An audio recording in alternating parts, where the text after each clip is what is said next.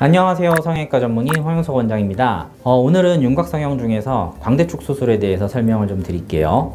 막상 우리가 광대축 수술을 생각을 할 때 뼈 수술이라고 생각하면 굉장히 마음의 결심을 강하게 하고 들어오세요. 그러니까 고민을 많이 하다가 내가 이거 아니면 안 되겠다라고 생각해서 오시는데, 실제로 광대축 수술을 한다고 해서 이렇게 얼굴이 막 이만한 게 이렇게 확 작아진다, 이렇게 생각하시면 안 돼요. 뼈라는 거는 우리의 몸에 골조를 이루는 그런 조직이잖아요. 그러니까 어느 정도까지는 밀어 넣을 수 있지만 어디 이상으로는 못 밀어 넣는다는 거, 한계점이 있다는 걸 꼭 생각을 하셔야 됩니다.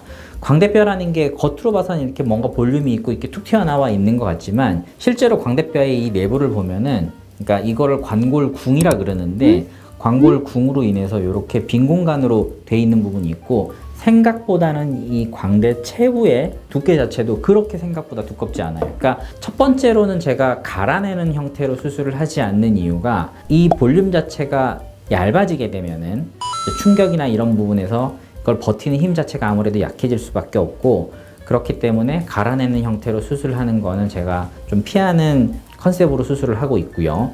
그 다음에 뼈 자체를 밀어 넣는다고 해도 두께가 있거든요. 그 두께끼리 이렇게 어긋나는 형태로 밀려 들어가게 되는데, 이것도 밀려 들어간 이후에 자기 뼈들끼리 접해 있어야지, 너무 많이 밀어 넣으면 이게 떨어질 거 아니에요. 그러니까 떨어지는 데까지 과하게 밀어 넣을 수 없다는 점도 알고 계셔야 될 것 같아요.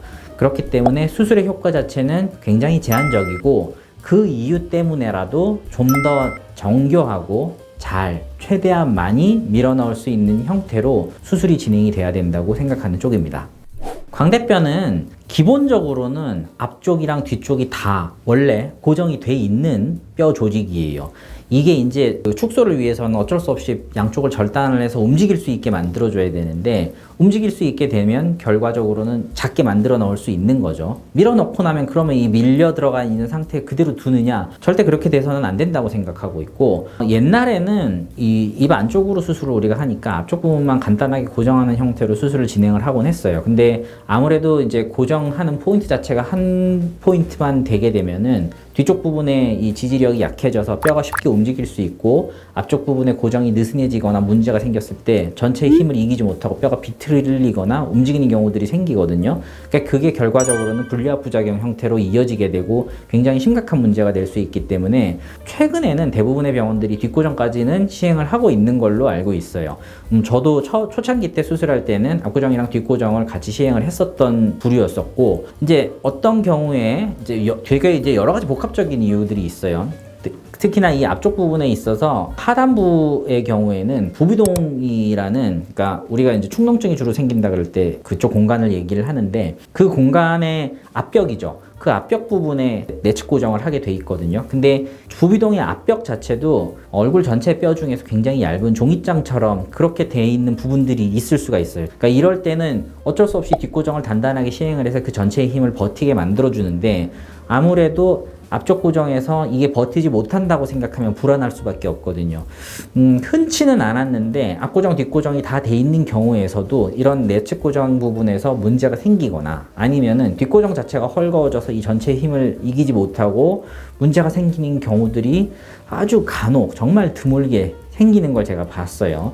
그래서 이제 생각했던 게, 사실 광대뼈에서 가장 두껍고 단단한 뼈는 이 체부거든요. 이 체부의 뼈를 어떻게든지 단단하게 고정할 수만 있으면 이 전체의 힘을 버티는 강한 힘을 얻어낼 수 있지 않냐, 이런 생각을 했었고, 예전에는 이제 이 부분을 이제 철사라 그러는데 와이어라 그러거든요. 이제 철사를 이용해서 그 부분을 단단하게 이제 묶어주는 형태로 수술을 했던 선생님들이 계시는 걸로 알고 있는데, 뼈도 우리가 생각하기에는 굉장히 딱딱하고 단단한 조직인 것 같지만 결국엔 생체 조직이고 약간의 그 무른 정도를 갖고 있기 때문에, 철사로 이거를 고정해 놨을 경우에는 철사가 그 인장력으로 인해서 뼈를 점점 가르면서 이 뼈 자체가 고정이 되지 않고 끊어지는 경우가 생길 수가 있더라고요. 그래서 최근에는 거의 와이어는 이제 윤곽 수술할 때 거의 쓰지 않고 있고, 그 관골 체부의 이 강한 인장력을 버티는 데는 무리가 있는 고정 방식이기 때문에, 결과적으로는 우리가 이거를 그러니까 단단한 티타늄 핀으로, 금속 핀으로 고정을 해야 되고,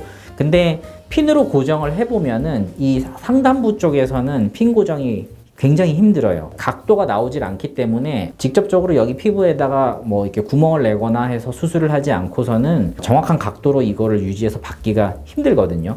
근데 이제 외부 쪽에서 이렇게 상처를 내서 수술을 하게 되면 결국에는 이 외부 쪽에 흉터를 남기게 되기 때문에 이게 문제가 될 수가 있어요. 그래서 이제 고민을 했었는데 뭐 결국에는 기술의 발달이죠. 이제 최근에 나온 수술 도구 중에서 이렇게 90도로 직각으로 꺾어 놓은 상태로 구멍을 뚫고 나사를 박아 넣을 수 있는 이런 의료기기들 장비들이 나와 있어요. 어쨌든 이렇게 직각으로 뭔가 수술을 할 수 있는 장비들이 나오면서 상단부 쪽에 각도가 예전에는 안 나오던 곳까지 접근이 가능하게 됐고, 그런 형태로 수술을 시행하면서 이제 상방 고정이죠. 앞 고정이랑 뒷 고정, 거기에 이제 윗 고정이라고 제가 이제 설명을 하는데, 위에까지 고정을 함으로써 단단한 고정을 만들 수 있게 되었고, 제가 고정을 시행하고 3중 고정을 한지 꽤 그래도 시간이 지났던 것 같은데요. 아직까지는 윗고정 시행하고 나서 그렇게 큰 문제가 생기는 걸 본 적이 없는 걸 보면은 개인적으로 이 수술 방법에 대해서는 굉장히 만족을 하고 있고, 왜냐하면 저도 수술을 하는 입장에서 환자분들이 만약에 어떤 문제가 생기면 불안하거든요. 그렇기 때문에 수술 후에도 한 달째 그리고 석 달째 이렇게 CT를 찍어가면서 그 변해가는 과정을 이렇게 쭉 모니터링을 해가면서 문제가 생기는 경우에 빨리빨리 최대한 빨리 교정을 해서 영구적인 부작용이 안 생기도록 하려고 노력을 하고 있거든요.